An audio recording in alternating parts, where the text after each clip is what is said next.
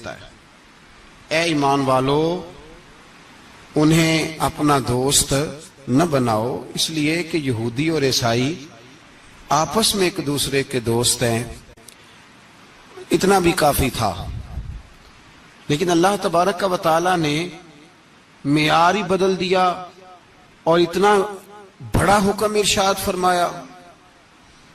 اس آیہ مقدسہ نے ہر چیز کو اپنے دامن میں سمیٹ کے رکھ دیا۔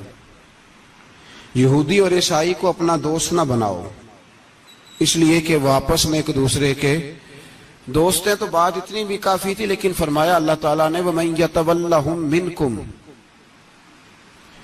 جو تم میں سے انہیں اپنا دوست بنائے گا۔ تمہیں منع کر دیا ہے، ہم نے روک دیا ہے کہ دوست بنانا، اور اگر وَمَن يَتَوَلَّهُم مِّنكُمْ، جو تم میں سے، وَمَن يَتَوَلَّهُم مِّنكُمْ، جو بھی تم میں سے انہیں اپنا دوست بنائے گا فَإِنَّهُ مِنْهُمْ، تو وہ انہی میں سے ہے۔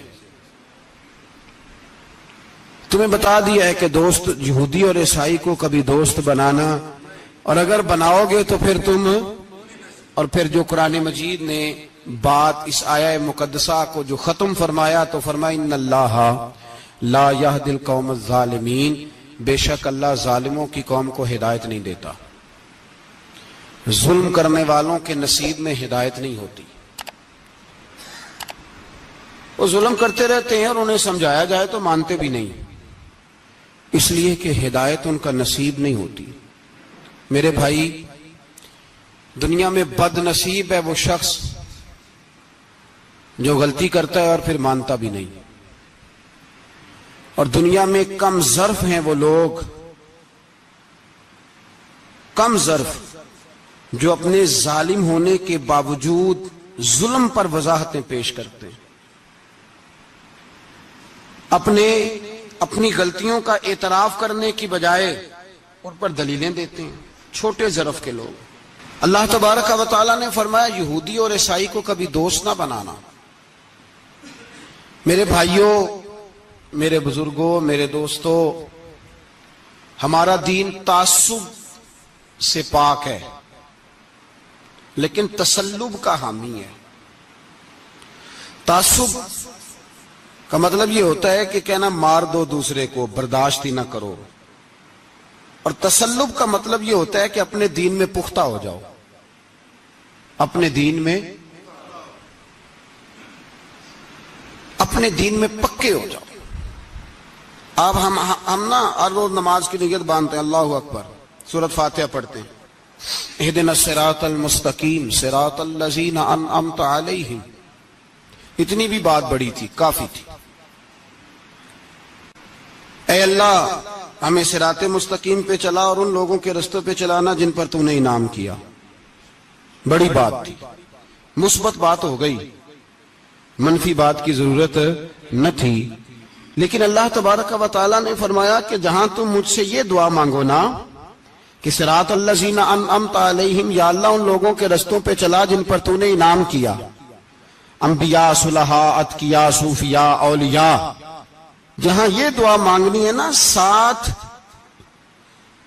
ایک اور بات بھی تم نے کرنی ہے، وہ کیا ہے؟ غیر المغضوب علیہم ولا الضالین، اے اللہ ان سے ہمیں بچا جن پر تیرا غضب ہوا، ان کے رستے پہ نہ چلانا جن پہ تیرا غضب ہوا اور جو گمراہ ہو گئے۔ اب دو باتیں سمجھ میں آئیں کہ مومن کو اپنے عقیدے سے پیار کرنا ہے اور کافر کے عقیدے سے اظہار بیزاری کرنا ہے، ان کے نظریے سے، ان کے عقیدے سے نفرت کرنی ہے۔ کافر کے عقیدے اور نظریے سے، اس کا کیا مطلب ہے؟ تسلب کا مطلب ہوتا ہے اپنے دین میں پکا ہونا۔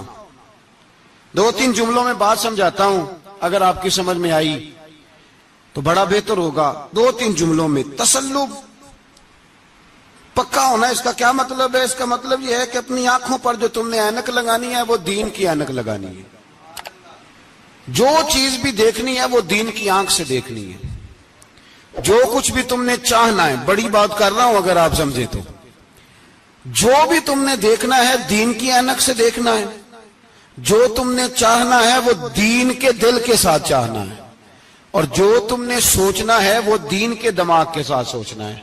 اس کا ترجمہ اقبال نے کیا, کہنے لگے قوم مذہب سے ہے, مذہب جو نہیں. قوم کس سے ہے؟ قوم مذہب سے ہے, مذہب جو نہیں. اور فاضل بریلوی کہتے ہیں دہن میں زبان تمہارے لیے اور بدن میں ہے جان تمہارے لیے. ہم آئے یہاں تمہارے لیے تو اٹھیں بھی وہاں تمہارے لیے. اپنی ہر چیز, ہر نقطہ نظر میں پہلے دین, اس کے بعد کوئی اور. کافر کے عقیدے سے ہمارے زمانے میں نا فلسفی, منطقی, ادیب, شاعر, ملنگ, تلنگ, یہ بڑی جماعتیں. کھچڑی ہے, کھچڑی. اب وہ کھچڑی ایک نیا درس دیتی ہے. وہ کھچڑی یہ کہتی ہے کہ یہ سارے اللہ کو پکارتے ہیں, سارے اسی کے نام ہیں. یہ سارے, ہمارے ایک سابق وزیر اعظم نے بھی کہا تھا, ایک نوجوان کی عادت دی ہے گھسی پٹی جماعت نے, وہ بھی یہی کہتے ہیں. ہولی پہ بھی چلے جاؤ, دیوالی پہ بھی چلے جاؤ, ہندوؤں کے مندر میں بھی چلے جاؤ. وہ کہتے ہیں سارے اسی کے نام ہیں, جو بت کو پکار رہا ہے وہ بھی اسی کو ہی پکار رہا ہے معاذ اللہ. جو رام رام کہہ رہا ہے وہ بھی بات اصل وہی ہے. وہ بیوقوف ہو, اگر بت کو پکارنے والا بھی کسی نہ کسی رنگ میں اللہ کو ہی پکار رہا تھا معاذ اللہ, تو پھر نبی پاک صلی اللہ علیہ وسلم کو کیا ضرورت تھی بتوں کا مقابلہ کرنے کی؟ تم نے تو سارا دین ہی مشکوک کر دیا ہے, ہر شے مشکوک ہو گئی. جو بتوں کو پکار رہا ہے وہ بھی اسی کو پکار رہا ہے, جو رام کہہ رہا ہے وہ بھی اسی کو کہہ رہا ہے, جو پتھر پوج رہا ہے وہ بھی. کیا تماشا لگایا ہوا ہے. اللہ تبارک و تعالیٰ تو اتنا غیور ہے, وہ کہتا ہے ان اللہ لا یغفر ان یشرک بہ ویغفر ما دون ذلک لمن یشاء. میں ہر چیز بخش دوں گا, میرے ساتھ کسی کو شریک نہ بنانا, میں اس کی معافی نہیں دوں گا. اللہ کے پیارے پیغمبر حضرت عزیر جناب عیسیٰ علیہ السلام کو جب لوگوں نے معاذ اللہ خدا کا بیٹا کہا تو رب تبارک و تعالیٰ نے قرآن پاک کی آیتیں نازل فرمائی, اور میں یہ جھوٹ بولتے, یہ ظلم کرتے ہیں اپنی جانوں پر. او بھائی یہ کھچڑی جو پکا رہے ہیں نا ملنگ لوگ, ادیب لوگ, سارے اسی کے نام ہیں. اس کا ایک ہی نام ہے لا الہ الا اللہ, لا الہ الا اللہ, لا الہ الا اللہ. اس کے سوا کوئی بھی معبود ہو ہی نہیں سکتا, سوال ہی نہیں. او خدا کے بندے, یہ فلسفہ. اور پھر ہم سیانے بڑے, ہمارے دلوں میں رحمت بڑی ہے, نرمی بڑی ہے کافر کے حق میں, مشرک کے حق میں, سارے کی اسی کو پکارتے ہیں. تو زیادہ مہربانی کرنے والا ہے یا نبی پاک زیادہ رحمت للعالمین ہے؟ حضور نے تو فرمایا بت کے پجاری سے جہاد ہوگا تلوار کے ساتھ, پنڈت اور جوگی کاٹے جائیں گے تلوار کے ساتھ. جو اللہ تبارک و تعالیٰ کی توحید میں کسی کو شریک کرے گا مسلمان اس کے خلاف اٹھیں گے. تو کہہ رہا سارے یہ ایک ہیں. تسلب نہیں, دین کی پختگی نہیں. ہمارے ہاں لوگ مسئلہ پوچھتے ہیں, پاکستان میں جو عیسائی رہتے ہیں نا وہ غریب ہیں, پاکستان میں جو عیسائی رہتے ہیں نا وہ, اور جو امریکہ میں رہتے ہیں. پاکستان کے اندر جو لوگ ہیں نا وہ مسئلہ پوچھتے ہیں, کہتے ہیں جی عیسائیوں کے ساتھ کھانا پینا جائز ہے. میں نے کہا امریکہ میں جب رہتے ہو تب کیوں نہیں پوچھتے؟ یہاں تم مسئلہ پوچھتے ہو, پوچھتے ہیں نا لوگ عیسائیوں کے ساتھ کھانا پینا جائز ہے کہ ناجائز, اور وہاں جب تمہیں ضرورت ہوتی ہے پاسپورٹ کی تو عیسائی بی بی سے نکاح کر لیتے ہو. اور پوچھو نا اپنے ملک کے سیاست دانوں سے, پوچھو ان سے کہ تمہارے بچے جو جا کے وہاں روٹیاں کھاتے ہیں تو کون سے ہوٹل ہیں جہاں بالکل جائز تمہارے لیے علیحدہ سے پکتا ہے؟ وہ جو تم نے وہاں رشتہ داریاں کی ہوئی ہیں, تمہارے بچے وہاں رہ رہے ہیں تو وہاں مسئلے نہیں یاد. اگر ایک غریب نالی صاف کرنے والا عیسائی آئے تو اس کے بارے میں فتویٰ ہے کہ اس کے ساتھ روٹی نہیں کھانی, اور ٹرمپ آ جائے تو پھر کوئی مولوی مسئلہ نہیں پوچھتا کہ اس کے ساتھ کھانا جائز ہے کہ ناجائز ہے. ہمارا وہ جو کفر کے معاملے میں اظہار بیزاری تھا, نفرت کافر کے عقیدے سے, ہم کبھی نہیں کہتے کہ عیسائیوں کے مندروں کو آگ لگا دو. کبھی جلوس لے کے گئے ہیں کہ مندر گرانا ہے؟ بولے ان کا گرجا کبھی گرایا ہے؟ ہندو کا مندر مرزئی کی عبادت گاہ اقلیت قرار دے دیا، ٹھیک ہے، جہاں عیسائی علیحدہ سے اپنا کام کر رہے ہیں تم بھی کرو، لیکن ہم ان کے عقیدے کے کبھی بھی حامی نہیں ہو سکتے۔ اگر کہیں کہ عیسائی بھی صحیح کہہ رہا ہے، حضرت مریم کو اللہ کی بیوی کہہ رہا ہے، جناب عیسیٰ کو اللہ کا بیٹا کہہ رہا ہے، اور تو کہے سارے اسی کے نام ہیں، تو یہ بات تیری درست اس لیے کہ ہم تو روز کہتے ہیں قل هو اللہ احد اللہ الصمد لم یلد ولم یولد، نہ کسی کا باپ ہے نہ کسی کا بیٹا ہے، ولم یکن لہ کفوا احد، اس کا تو کوئی ہمسر ہی نہیں، اس جیسا دوسرا کوئی ہے ہی نہیں۔ تو بھائی جس عقیدے کا تو اعلان کر رہا ہے، جو آدمی تیرے عقیدے کے خلاف چل رہا ہے، اس کو تو نے صحیح کیسے کہہ دیا؟ یہ کیسے ہو؟ تو میرے بھائی اسلام یہ کہتا ہے کہ اساس، بنیاد، نظریہ، تو اپنے نظریے پہ ناز کرے گا، دوسرے کے نظریے سے اظہار بیزاری کرے گا۔ اور بھائی جاگو اور بس کر دو، جاگ جاؤ۔ اساس، بنیاد، نظریہ اصل ہے، اور اصل پر سمجھوتا ہو سکتا؟ ہو ہی نہیں سکتا۔ بخاری شریف میں ایک حدیث ہے، بات مضبوط کرنے کے لیے عرض کرتا ہوں۔ حضرت یحییٰ ایک تابعی بزرگ ہے، وہ کہتے ہیں حضرت عبداللہ ابن عمر رضی اللہ تعالیٰ عنہ میرے پاس آئے تو میں نے ان سے کہا حضور ہمارے محلے میں ایک جماعت رہتی ہے مسلمانوں کی، وہ نمازیں بھی پڑھتے ہیں، روزے بھی رکھتے ہیں، زکوٰۃ بھی دیتے ہیں، حج بھی کرتے ہیں، بس تقدیر کو نہیں مانتے، صرف ایک چیز کے انکاری ہیں، تقدیر کے۔ تو کیا حکم ہے؟ تو آپ فرمانے لگے ان سے کہہ دو کہ ہمارا تمہارا کوئی تعلق نہیں، ان سے کہہ دو ہمارا تمہارا کوئی رشتہ نہیں، ہمارا تمہارا کوئی کسی قسم کا رابطہ۔ اور فرمایا ان کو بتا دینا کہ رسول پاک کے صحابی نے فتویٰ دیا ہے جتنی مرضی نمازیں پڑھو، جتنے مرضی روزے رکھو، اور احد پہاڑ کے برابر اگر تمہارا دل کرے تو صدقے کرو، پر تمہارا کوئی عمل اللہ کی بارگاہ میں قبول نہیں جب تک تمہارا عقیدہ صحیح نہیں، جب تک تمہارا نظریہ ٹھیک نہیں، اتنی دیر تک کوئی عمل اللہ کی بارگاہ میں تمہارا قابل قبول نہیں۔ اساس پر، بنیاد پر کوئی سمجھوتا ہو سکتا؟ بنیادوں پر سمجھوتے نہیں ہوتے بھائی۔ اور ایک ہوتا ہے گناہگار، ایک ہوتا ہے غدار۔ گناہگار اور غدار میں بڑا فرق ہوتا ہے۔ ایک آدمی شراب پیتا ہے، کسی نے اس کو منع کیا تو اس نے کہا یار میری غلطی ہے، آئندہ نہیں پیوں گا، وہ گناہگار ہے۔ ایک نے کہا نہیں پینی چاہیے، وہ کافر ہے۔ ایک نماز نہیں پڑھتا، اس کو کہا پڑھ، بہانے لگاتا ہے، کپڑے نہیں صحیح، رمضان سے شروع کروں گا، کوشش ہے بس، وہ گناہگار ہے۔ ایک کہتا ہے نماز پڑھنی نہیں چاہیے، وہ کافر ہے۔ ایک کے جیب میں پیسے تھے، حج کرنے نہیں گیا، بہت بڑا گناہ کیا۔ ایک کہتا ہے حج کرنا ہی نہیں چاہیے، وہ کافر ہو گیا۔ او بھائی گناہگار اور ہوتا ہے، غدار، دونوں میں فرق ہے۔ اب تو غداریاں ہو رہی ہیں، سرے عام حملے ہو رہے ہیں، حکومتوں پر پریشر ہے۔ یورپ ایک منٹ سے پہلے مرزئی کو ویزا دیتا ہے، قادیانی کو ویزا دیتا ہے۔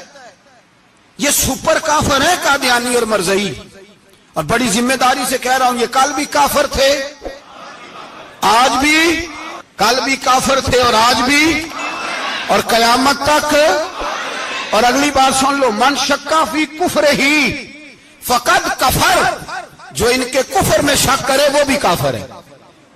سن لو، یہ فتویٰ دے دینا بے شک جس کو مرضی۔ من شکا فی کفر ہی فقد کفر، جس بندے نے مرزئی کے، قادیانی کے کافر ہونے میں شک کیا، وہ بندہ بھی پکا کافر ہے، پیٹا کافر ہے، جس نے ان کے کافر ہونے میں۔ تو جڑے آکر سانو پتہ ہی نہیں لگا اسی کی کر بیٹھے، ان کے لیے کوئی قانون نہیں۔ وہ جس نے کہا ہے نا مرزئی اس کا قانون بدلنا ہے، اس کو ایک پرچی تیری میری بھی شامل ہے۔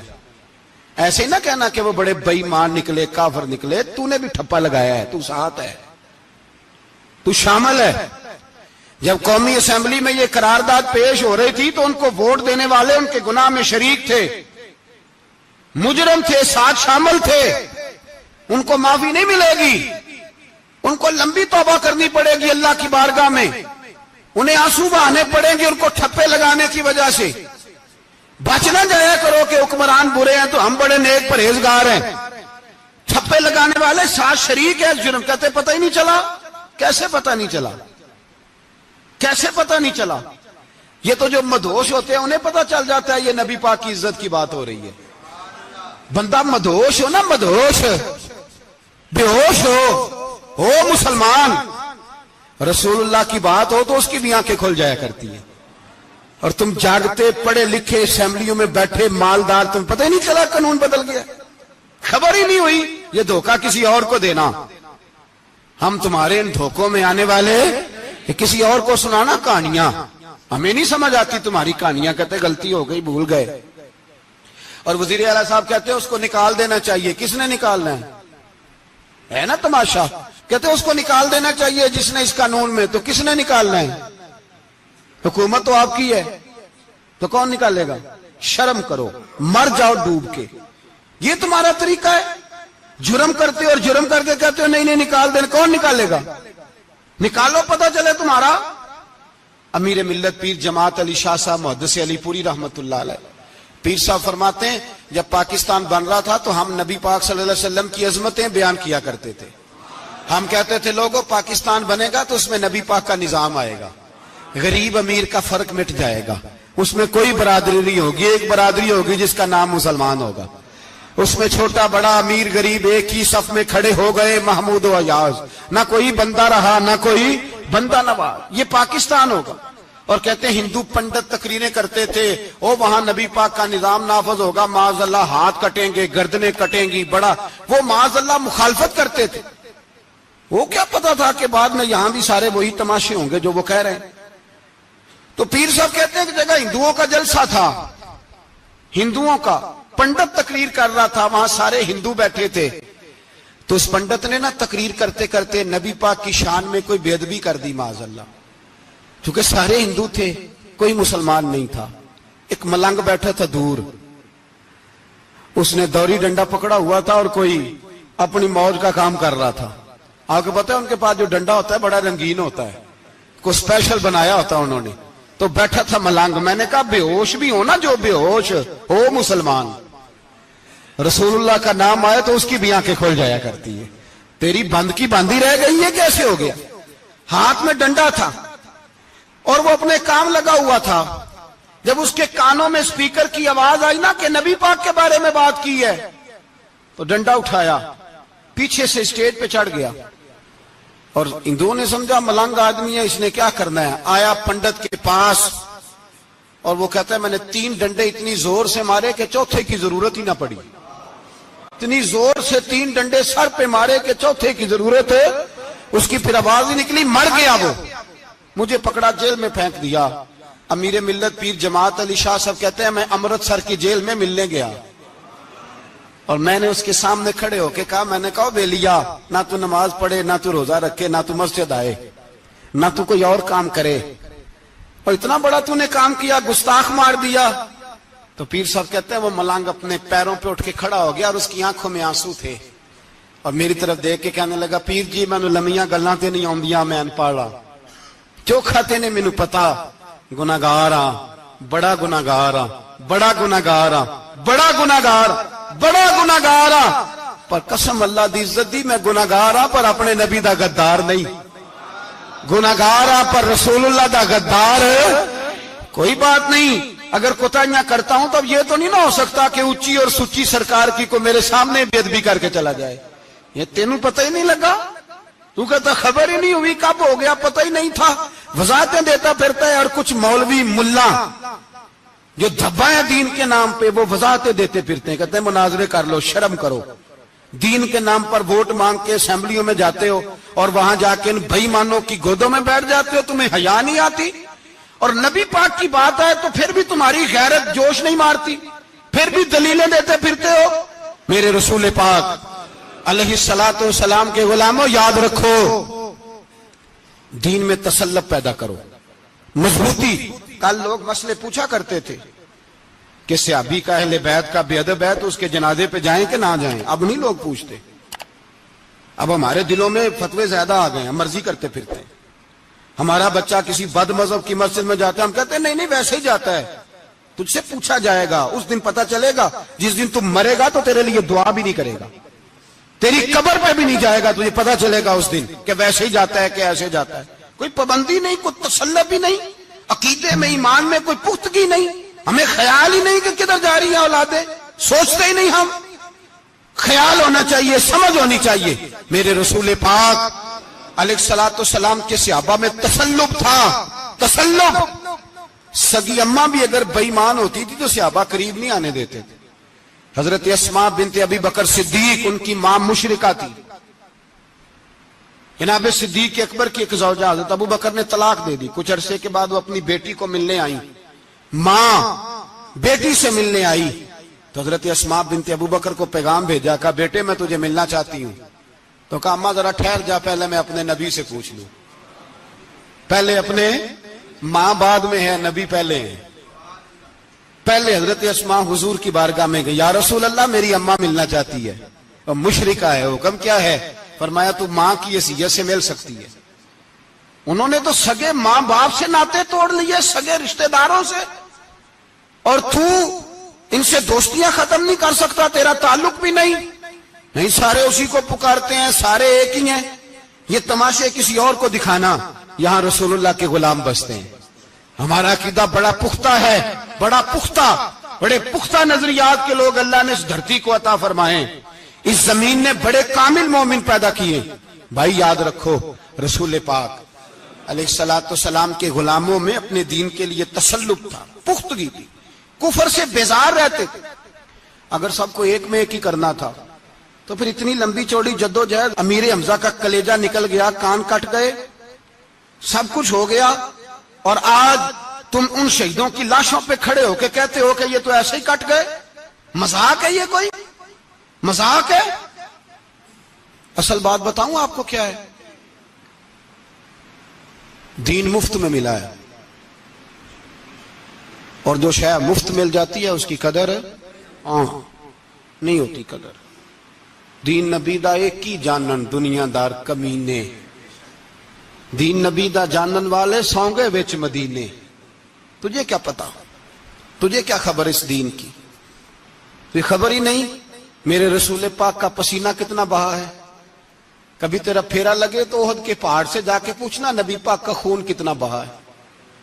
کبھی ٹائم ملے نا، ملک شام جا اور حضرت بلال کی قبر پہ کھڑے ہو کے پوچھ دین کتنا قیمتی ہے. اور پھر اس سے زیادہ بات پوچھنی ہو نا کبھی تو مدائن جا، حضرت سلمان فارسی کے مزار کے پاس ان سے پوچھ دین کی قیمت کتنی ہے. وہ تجھے بتائیں گے کہ کئی 100 سال لگ گئے نبی پاک کے قدموں میں پہنچنے تک. 100 سال، کئی 100 سال. اور اگر پھر بھی تجھے تسلی نہ ہو تو جنت البقیع میں جا اور سیدہ طیبہ طاہرہ حضرت فاطمہ الزہرا سے پوچھ. ان سے پوچھ بی بی اس دین کی قدر کیا ہے. وہ تجھے بتائیں گی کہ جب دین کے چہرے پہ سرخ رنگ بھرنا تھا تو میں نے حسین کا خون دے کے بھرا. وہ تجھے بتائیں گی کہ اس دین کو جب پینٹ کرنا تھا تو میں نے جناب علی اصغر کے بازوؤں کے ساتھ مصوری کی ہے. اس کو آسان سمجھ رکھا ہے لوگوں نے، آسان سمجھ رکھا ہے. کہا تم کٹ گئے. اور آج اٹھنے والا صوفی اور درویش کہتا ہے سارے ایک ہی ہیں، سارے اسی کو مانتے ہیں. جس سیاستدان کا دل کرتا ہے وہ جا کے مندروں میں پوجا کر آتا ہے، جس کا دل کرتا ہے وہ جا کے ہندوؤں کی ہولی اور دیوالی میں شریک ہو جاتا ہے. سب ایک ہی ہیں. اگر ایک ہی تھے تو حسین کا علی اصغر کیوں شہید ہوا؟ اگر سب ایک ہی تھے تو جناب علی اکبر کیوں شہید ہوئے؟ سارے ایک ہی تھے تو پھر ٹھیک ہے، مست رہنا چاہیے تھا. یہ مذاق ہے اتنی قربانیاں؟ شرم ہی نہیں آتی بات کرتے ہوئے؟ جاگو اور اپنے دین کو سمجھو. میرے رسول پاک علیہ الصلوۃ والسلام نے جو دین دیا اس میں تسلب ہے، تسلب، کفر سے بیزاری. کتنی بیزاری؟ حضرت ام حبیبہ رضی اللہ تعالیٰ عنہ ام المومنین ہے، یہ ہماری اماں ہیں. ام، ماؤں کے نام تو بچوں کو آنے چاہیے نا. یہ مومنوں کی ماں ہیں، ابو سفیان کی بیٹی ہیں. حضرت ابو سفیان رضی اللہ تعالیٰ عنہ کی بیٹی نبی پاک کی زوجہ ہیں. جناب امیر معاویہ رضی اللہ تعالیٰ عنہ کی سگی بہن حضور کی زوجہ تھی. بہت بڑے امیر باپ کی بیٹی تھی. مدینے جب آئیں تو نبی پاک کے گھر میں غربت دیکھی. آزمائش دیکھی، کئی کئی دنوں کے فقر اختیاری کے جلوے دیکھے۔ ابو سفیان ایک مذاکرات کے سلسلے میں مدینے آئے اور کہتے ہیں میں نے سوچا سیدھا اپنی بیٹی کے گھر جاتا ہوں، تو کہتے ہیں میں حضرت ام حبیبہ کے صحن میں داخل ہوا تو چارپائی پہ بستر بچھا ہوا تھا، اور ام حبیبہ ایک سائیڈ پہ بیٹھ کر تو سوئی دھاگے کے ساتھ کوئی کام کر رہی تھی۔ ابو سفیان کہتے ہیں میری بیٹی کی نظر پڑی تو ام حبیبہ جلدی سے اٹھی، اٹھ کے بستر جو چارپائی پہ بچھا ہوا تھا وہ بستر اٹھایا، لپیٹا، اندر لے گئی۔ بعد میں باہر آئی تو میں نے بیٹی کے سر پہ ہاتھ رکھا، میں نے کہا بیٹی میں سمجھ گیا ہوں، بستر پہ میری نظر پڑی ہے، لگتا ہے کئی سال پرانا ہے، پیوند بھی لگے ہوئے ہیں، تو اس لیے اندر رکھا ہی ہے کہ پرانے بستر پہ باپ کو بٹھاؤں گی، اس لیے رکھا ہی ہے۔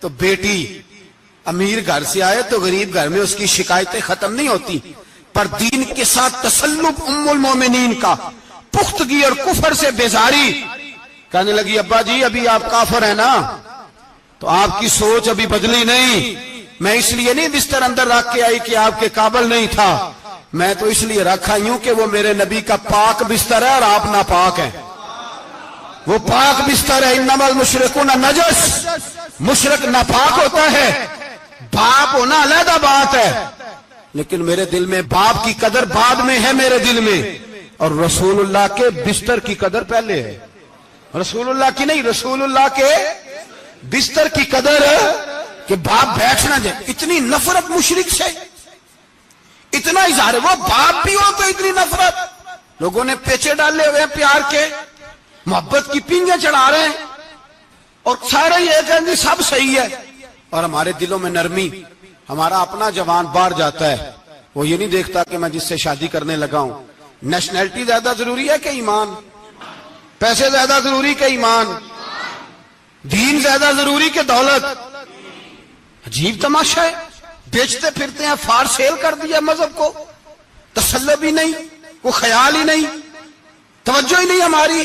میرے رسول پاک علیہ الصلوۃ والسلام کے صحابہ جو چٹان تھے دین کے معاملے میں، اپنا پیارا بھی سامنے آتا تھا تو کافر سمجھ کے قتل کر دیتے، اس لیے کہ وہ سمجھتے تھے قوم مذہب سے ہے، مذہب جو نہیں تم بھی نہیں، اگر دین نہیں رہے گا تو کوئی شے باقی نہیں رہے، یاد رکھنا، اگر دین نہیں رہے گا۔ میرے حبیب پاک علیہ الصلوۃ والسلام کے غلاموں کا یہ حال تھا۔ احد کے اندر افواہ پھیل گئی کہ حضور شہید ہو گئے، حضرت انس بن مالک کے چچا تھے انس بن نضر رضی اللہ تعالیٰ عنہ، جب افواہ پھیلی نا حضور شہید ہو گئے تو جناب انس بن نضر اٹھے، تلوار پکڑی، صحابہ سے کہنے لگے یہاں کیوں بیٹھے ہو؟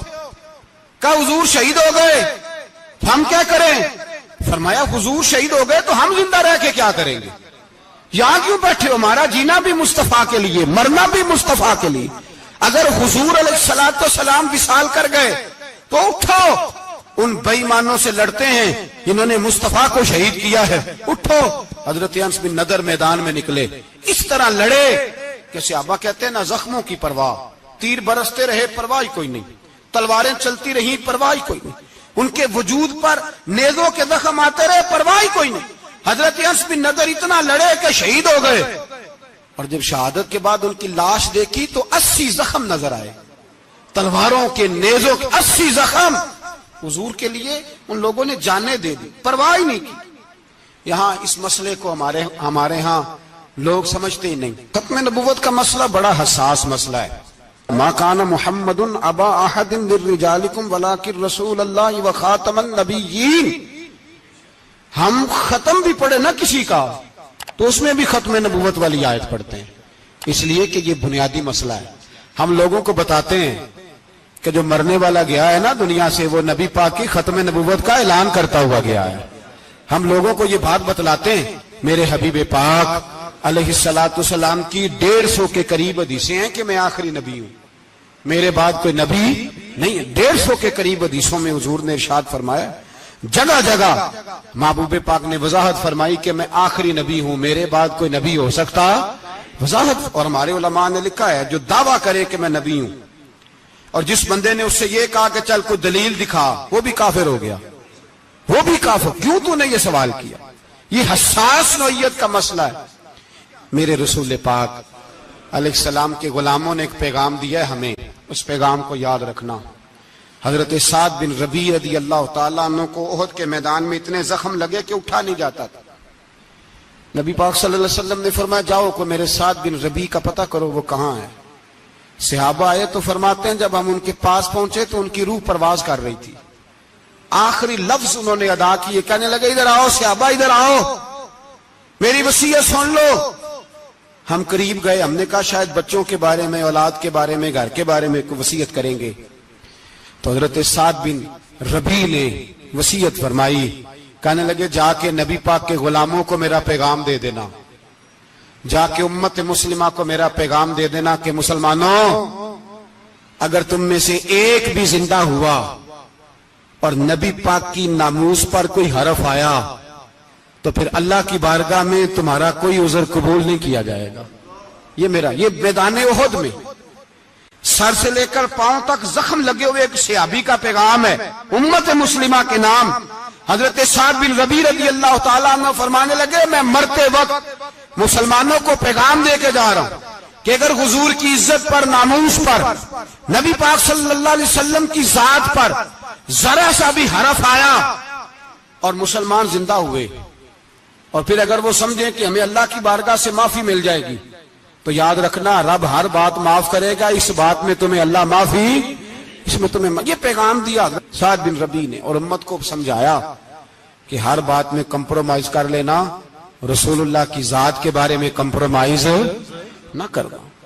جب سے مرزائیوں کو ان سپر کافروں کو اقلیت قرار دیا گیا ہے، اس کے بعد کسی مرزائی کی عبادت گاہ جلائی ہے مسلمانوں نے؟ بولے کبھی کسی مرزائی کے ساتھ مسلمانوں نے کوئی ظلم کیا ہے بعد میں؟ ٹھیک ہے اپنی عبادت کر رہے ہیں جس طرح بھی کر رہے ہیں، باقی اقلیتیں بھی رہیں۔ کبھی دوبارہ علماء نے یہ تحریک چلائی ہے کہ انہیں پاکستان سے نکالو، یہ کیوں بستے ہیں یہاں؟ اقلیت ہے تو رہنے دو۔ جو بے ایمان ہے، کافر ہے، اسے گھسیٹ کے دین میں کیوں لاتے ہو جب وہ آنا نہیں چاہ رہا؟ انہوں نے اس کانے بے ایمان کو نبی مانا ہوا ہے، وہ اس کو پیغمبر مانتے ہیں، کبھی ذلی نبی مانتے ہیں، کبھی بروزی نبی مانتے ہیں، پوری دنیا میں نیٹ ورک بنایا ہوا ہے، ہر جگہ ڈنڈورا پیٹتے پھرتے ہیں۔ وہ کہتے ہیں خاتم النبیین کا معنی یہ ہے کہ نبی پاک تو مورے لگانے آئے ہیں، بڑے نبی آ سکتے ہیں۔ ان کا عقیدہ یہ ہے کہ مرزا مستقل نبی نہیں تھا، وہ حضور کا سایہ بن کے آیا تھا۔ وہ معاذ اللہ جس نبی کا اللہ پاک نے ظاہری حیات میں سایہ نہیں بنایا، یہ کانا سایہ بنے گا نبی پاک کا؟ اس بے ایمان کو وہ اپنا پیشوا مانتے ہیں۔ چلو چھوڑو، جو کافر کو اپنا پیشوا مانے وہ بندہ صحیح ہوتا ہے؟ چلو نبی نہ بھی مانے، پیشوا مانے، وہ صحیح ہوتا ہے؟ اتنے پکے بے ایمانوں اور کافروں کو تم لوگوں نے گنجائش دینے کے لیے صرف مغربی یہ جو بنانا چاہتے ہیں نا، یہ اپنے اوپر سے لیبل اتارنا چاہتے ہیں کہ نہیں جی نہیں، ہم تو سب کو لے کے، وہ تو کئی دفعہ کہہ چکے ہیں جی سارے اسی کو پکارتے ہیں۔ نہ، سارے اسی کو نہیں پکارتے، اس کو اگر صحیح پکارتے ہیں تو مسلمان پکارتے ہیں، باقی اس کو صحیح پکارتے کہ جھوٹ بولتے ہیں، ملاوٹ کرتے ہیں، شرک کرتے ہیں، کفر کرتے ہیں، اور اللہ کی بارگاہ میں کفر و شرک کی کوئی معافی۔ یہ دنیا کو بتانا چاہتے ہیں نہیں جی نہیں، ہم بڑے نرم ہیں، ہم بڑے ایسے ہیں۔ ہم کوئی نرم نہیں، کوئی نرم نہیں، ہم نرم ہیں رحماء بینہم۔ لیکن اگر عقیدوں کو چھیڑو گے، رسول اللہ کی عزت اور ناموس اور ختم نبوت کو چھیڑو گے، تو اقبال کہتے ہیں ہم بڑے نرم ہیں، اتنے نرم ہیں جیسے ریشم ہوتا ہے، ہو ہلکا ہے یاراں تو بریشم کی طرح نرم، اور رزم حق و باطل ہو تو فولاد ہے مومن۔ پھر ہم نرم نہیں، پھر ہمارے اندر بڑی سختی ہے، بڑی سختی۔ حضرت ابوبکر صدیق سب سے زیادہ نرم تھے، پر ختم نبوت کا معاملہ آیا تو سب سے زیادہ سخت حضرت ابوبکر صدیق ثابت ہوئے، سب سے زیادہ۔ ہم بڑے سخت ہیں، بڑے سخت۔ چیک نہ کیا کرو مسلمانوں کے ایمان کو، ٹٹولا نہ کرو۔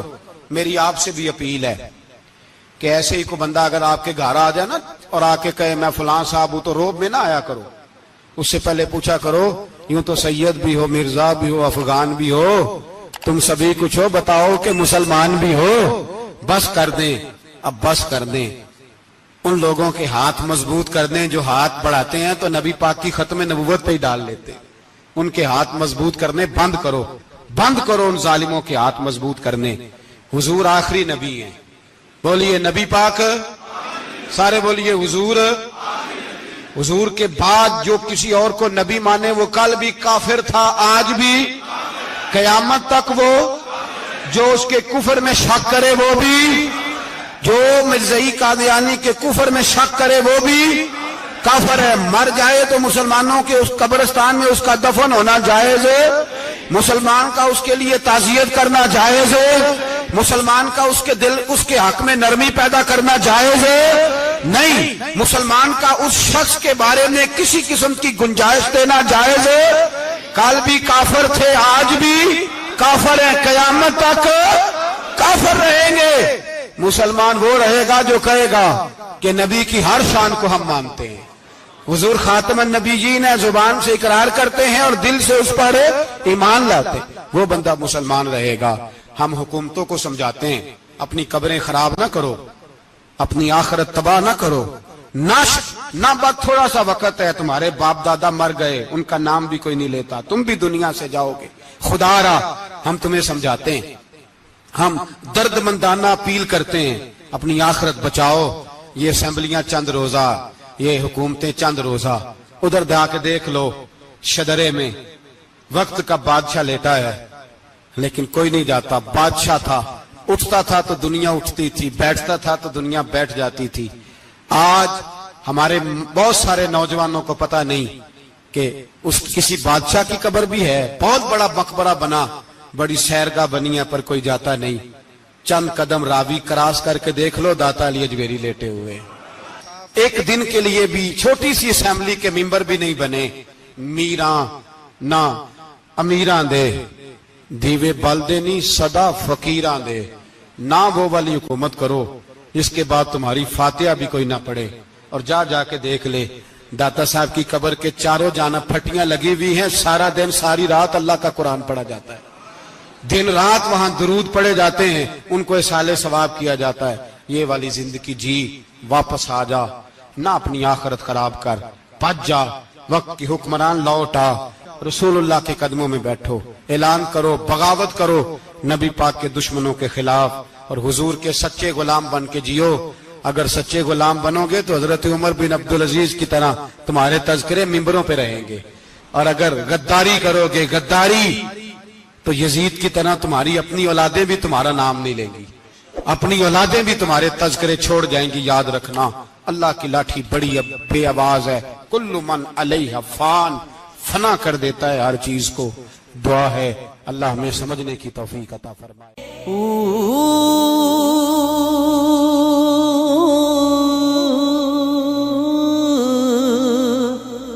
اللہ اللہ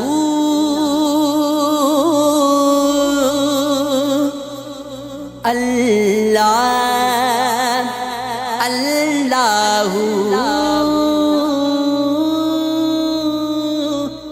اللہ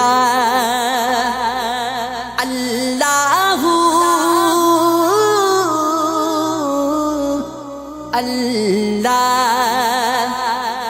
اللہ اللہ.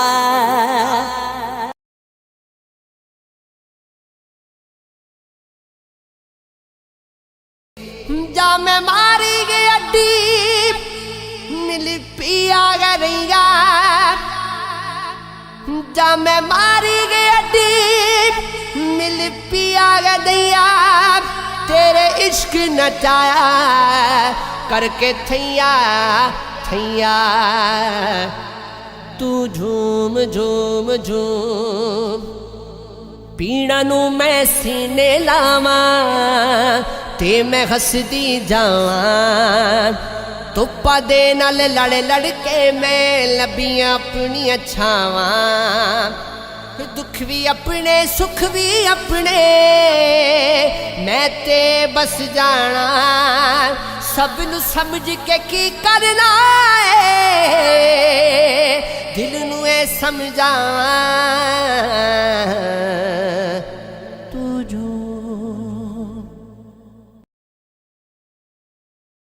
مان نہ کریو مایا، مان نہ کریو روپ گھن घने दा माण न करियो रूप घने दा वारस कौन हुसन दा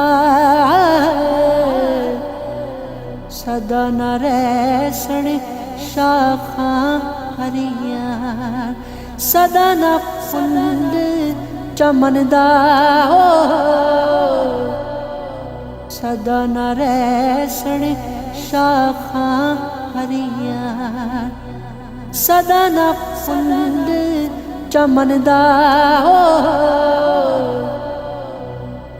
सदा निरल सखियां वैणा सदा निरल सखियां वैणा सदा नि सिर ते पानी